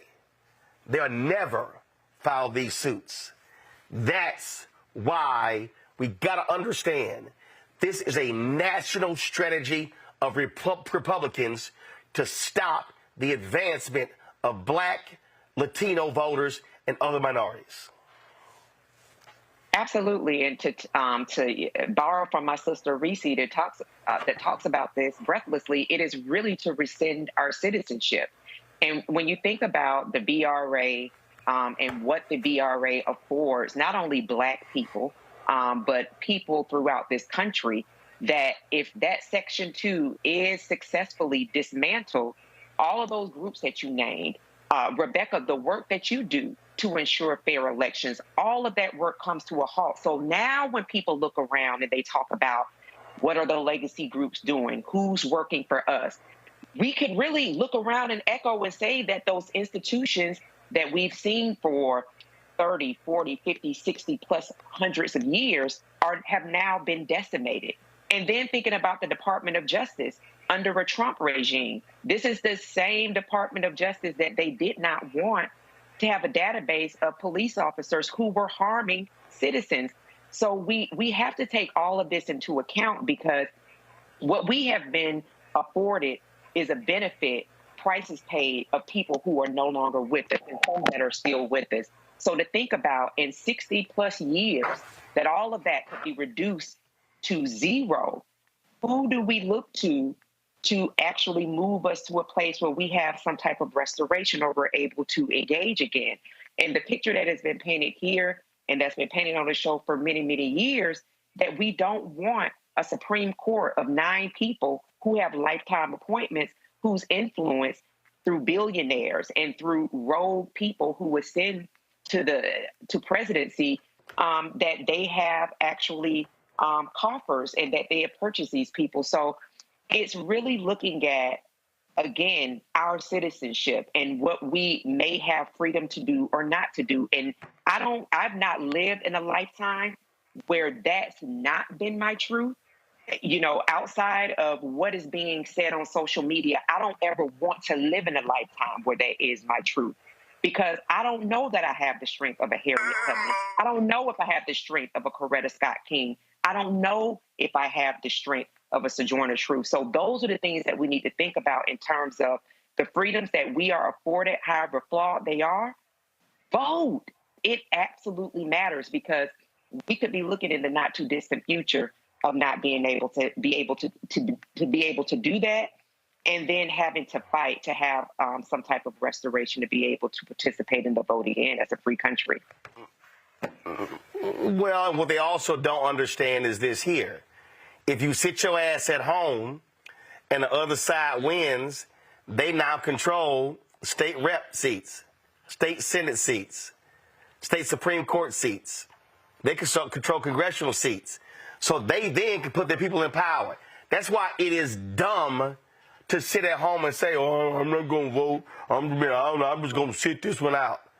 That is the dumbest thing in the world. But go ahead and be stuck on stupid. And then watch them invalidate Section 2. Absolutely. And Roland, I could just add one thing that Marilyn did put in this piece, that she said that it was a covert act. But we have to recognize that these acts, we talk about it on this show breathlessly all the time, that they are very overt in their actions. They have said it, they have messaged it, they have put it in print, they screamed it. They are only interested in power, and they have to step over the blood of you and your children. They're not extending Medicaid. They don't give a damn about jobs.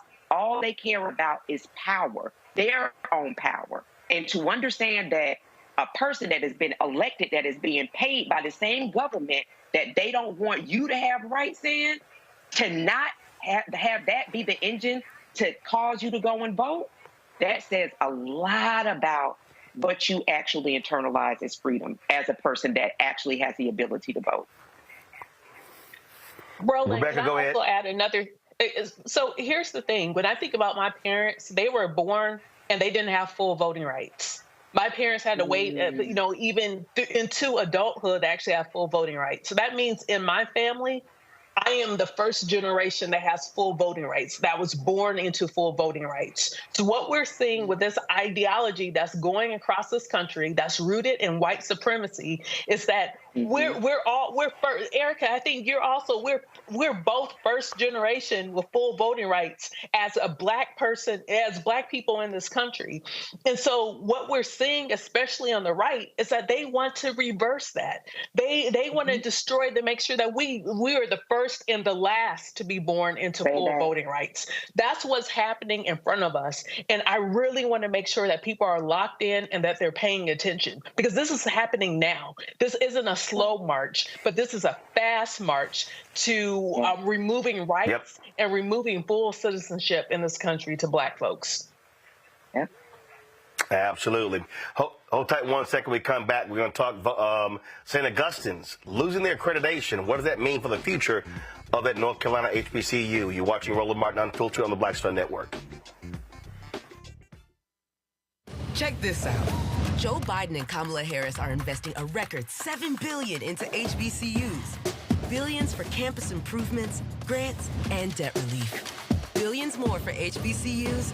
Endless possibilities for us. Coming up on the next Black Table, a conversation with Professor Howard W. French on his new book, Born in Blackness, covering 600 years of global African history and helping us understand how the world we know today is a gift from Black people. There could have been no West without Africa and Africa. That's on the next Black Table with me, Greg Carr, only on the Black Star Network. For the last 15 or maybe 16 years, 18 years, I'll say, since when I moved to LA, I hadn't had a break. I hadn't had a vacation, probably a week vacation here or there. Right. This year, after I got finished doing Queen Sugar and we wrapped it out, because I knew I had 2 TV shows coming on at the same time, I said, I'm going to take a little break. So I've been on break for the first time, and I can afford it now. Praise God. You know what I'm saying? Right. So I can afford it. I'm like, I can sit back and ain't got nothing to worry about, man. But this was the first time in almost in 2 decades that I've actually had time to sit back and smell the roses.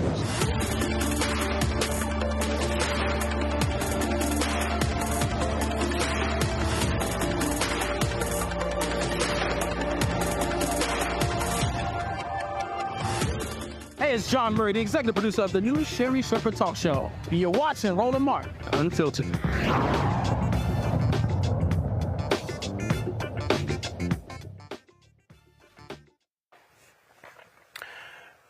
North Carolina St. Augustine's University accreditation appeal was denied on Tuesday. The Southern Association of Colleges and School Commissions Appeals Committee upheld the board's December decision to revoke accreditation for the Raleigh-based school, which has struggled with financial management issues. The appeals committee listed several reasons to uphold the board's decision, including governing board characteristics, financial resources, financial responsibility, and control of finances. The appeals committee found that the institution failed to meet the provisions of good cause. St. Augustine's University has until March 8th to send a notice of intent to arbitrate the decision. This right here could represent a death knell for the university, Rebecca. We think back to Morris Brown. When they lost their accreditation, that means that students could not qualify for financial aid. We know that most universities, especially HBCUs, you're talking about 85, 90, 95% of a school's budget is based upon financial aid of those students. And so this is going to be some serious trouble for St. Augustine's if they're not able to keep their accreditation with this group, or maybe go to another group and gain accreditation elsewhere. But even that's going to take time. You know, it's also very important for folks to understand what's happening with with our HBCUs as well. For many years, they have been grossly underfunded. Whether it's a private or public institution, there are certain monies that they're supposed to be receiving that they haven't received, which makes it harder to have some of the resources in place to make sure that there are certain things that you're keeping up with, because you simply don't have enough resources, enough people on your campus, in your administration, to make sure that you're meeting all of the accreditation standards. That said, St. Augustine is one of the schools that my organization works with hiring students to be democracy fellows on campus to help organize and do civic engagement in North Carolina.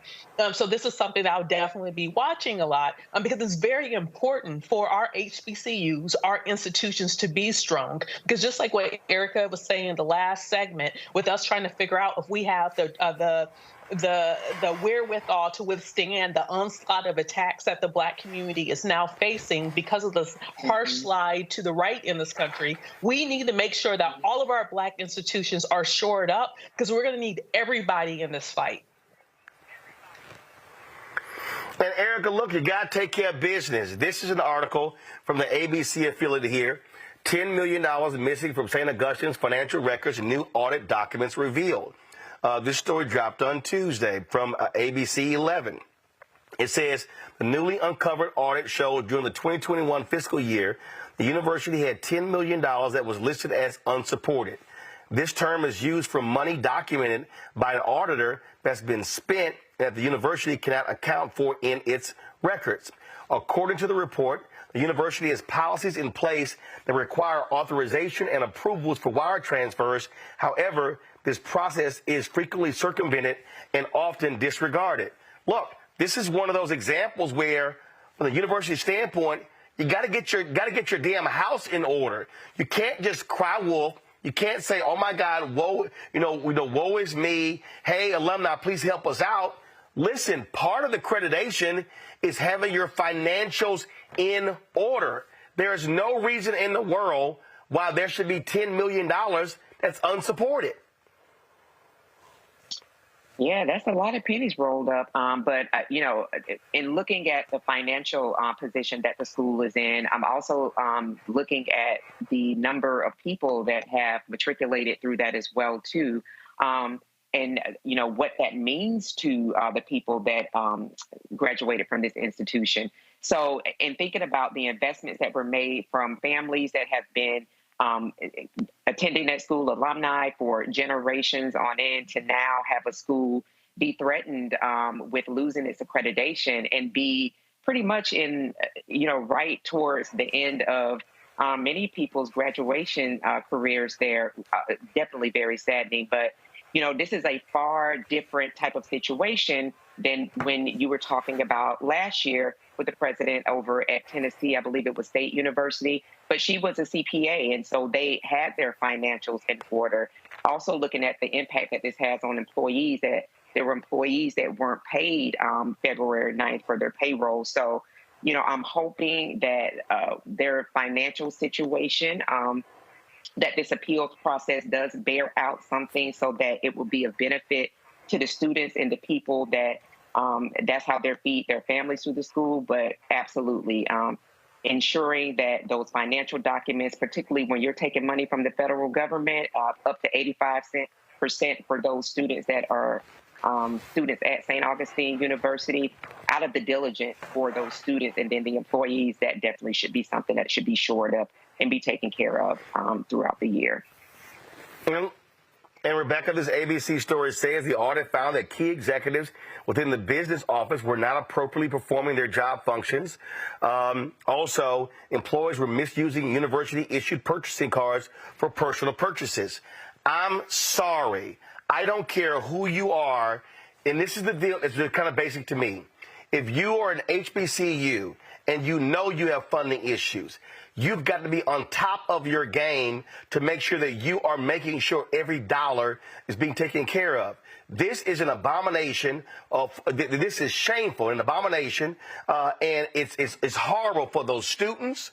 It's for faculty, staff, alumni. This should not be happening.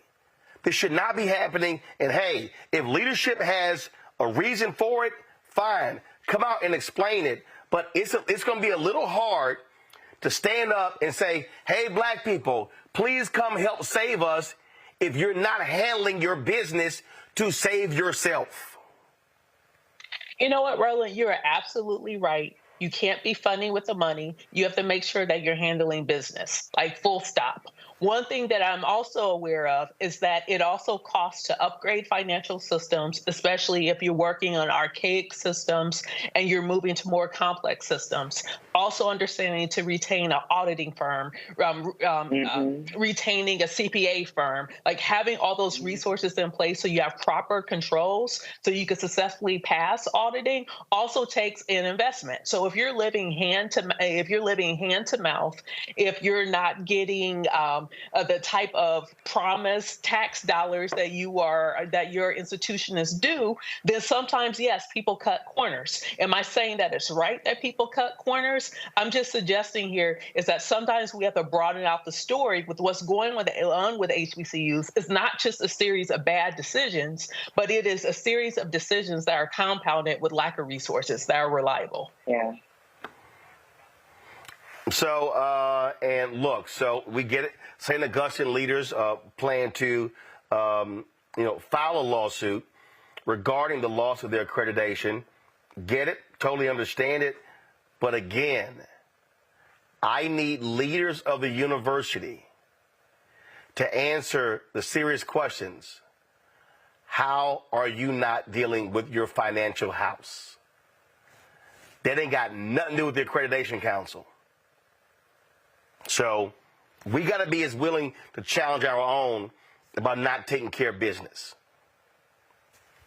Oh, yeah. Because sometimes it ain't them, sometimes it's us. I'm just saying. Folks, the U.S. Coast Guard is making history by installing the first black female rear admiral. Captain Zeta Merchant will become the highest-ranking black woman in U.S. Coast Guard history when she assumes the rank of Rear Admiral in April. Merchant commanded the maritime operations across the southern tip of Lake Michigan and worked in port operations in Miami and New Orleans. She has a bachelor's degree, 2 master's degrees, and a doctorate in business administration. She's also taken seminars at Harvard and MIT. Her academic and business awards include 3 Meritorious Service Medals, 6 Coast Guard Commendation Medals, and 3 Coast Guard Achievement Medals. Congratulations to her. All right, folks, we're going to discuss the story Mississippi prisons, but we were unable to download the video. I want to have the video tomorrow of Christian Clark talking about the grave, shameful conditions that folks are dealing with there in Mississippi. So we'll have that for you tomorrow. Erica, thanks for being with us. Rebecca, thanks for being with us as well. I appreciate both of you being on today's show. Thanks a bunch. Folks, don't forget, we're doing the stuff other folk ain't doing. Oh, first of all, before I do that, you two people, why y'all messing around? Hit the damn like button. Y'all been sitting there commenting for 2 hours, several thousand of y'all on here, and y'all won't hit the like button. It ain't that hard. Hit the button. All right, folks. Again, support us in what we do. This is about covering the news that matters to us. And so this show, Roger Muhammad's Daily Show, the weekly shows we have, we're doing the kind of stuff that other people are not doing. And so your support absolutely matters. So please join our Bring the Funk fan club. See your check and money order. P.O. Box 57196, Washington, D.C. 20037-0196.